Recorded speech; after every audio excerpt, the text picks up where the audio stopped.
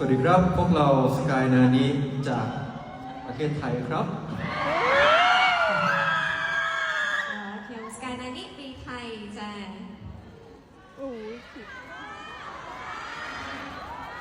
ឡូវចាដោយសារពីរអ្នកគាត់អត់សូវប្រកែកនិយាយទេទាំងអស់គ្នាមានពីអីចង់បរៀនគាត់អត់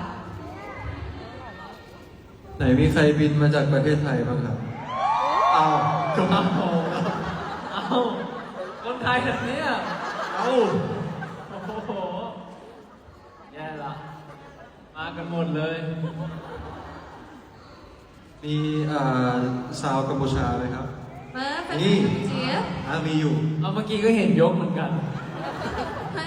ដល់ពេលគាត់សួរแฟนไทยមានអត់លើកដែរដល់แฟนខ្មែរលើกដែរលើកពីរដងចាไหนใครบินมาตั้งแต่เมื่อวานครับนี่แล้วใครบินมาเมื่อเช้านี้ครับโอ้ประชากรใกล้เคียงกันนะครับเป็นไงบ้างครับช่วงนี้តែទាំងអស់គ្នាមកហ្នឹងនេះ